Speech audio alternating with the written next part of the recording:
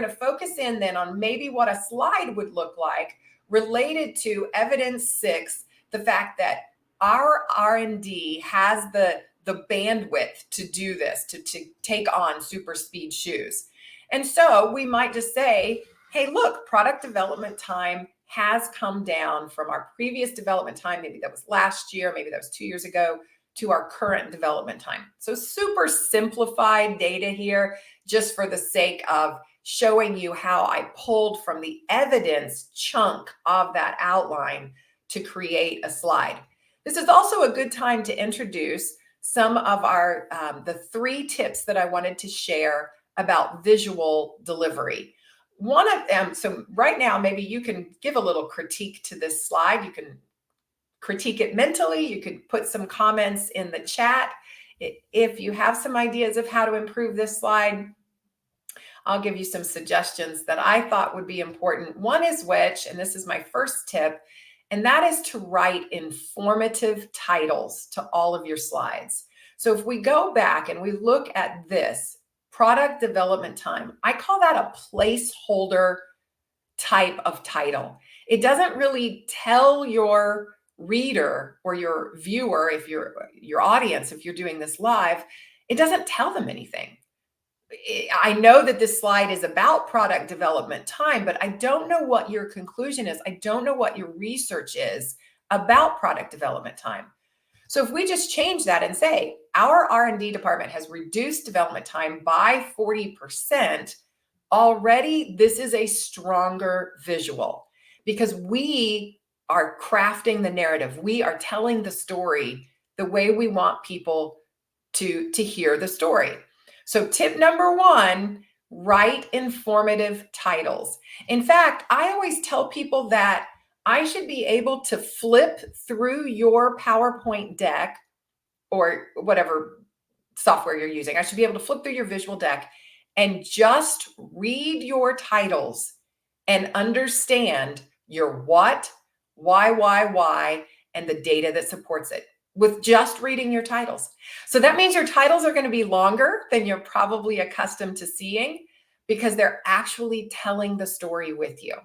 So that's one suggestion I would make on this slide is write a better title. Write a title that actually informs your audience of something.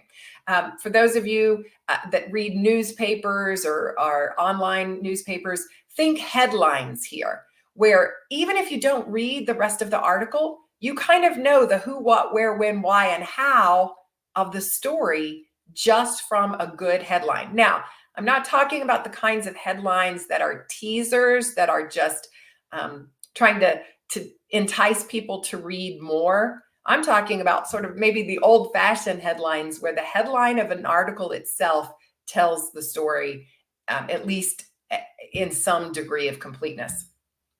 Here's a second tip that I want you to remember for today in terms of visuals, and another example of that is decluttering the slide.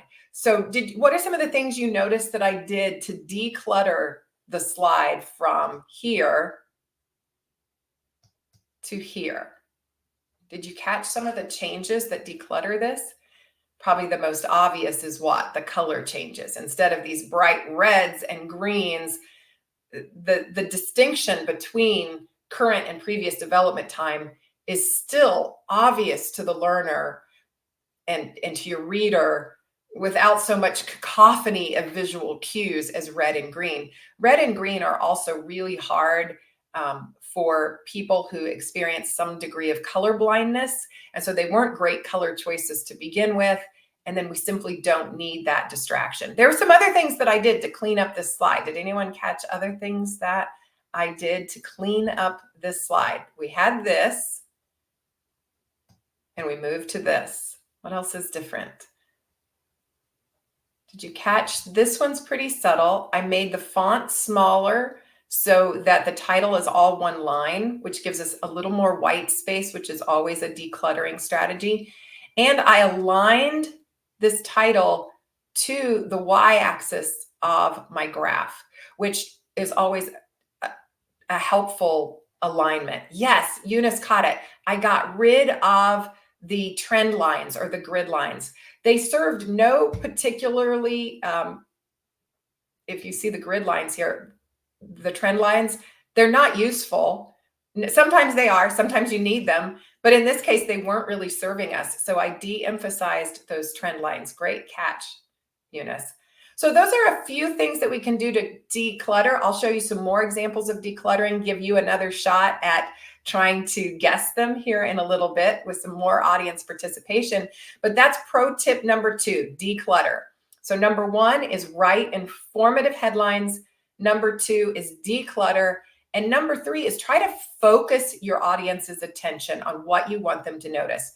So simply by adding this downward bar, I've tried to focus the audience on exactly what I want them to see, that 40% reduction in development time. There are other ways that we can focus audiences. We can use color, we can use intensity, we can use proximity, we can use these call outs like this one that is a literal sort of, hey, notice this, notice this.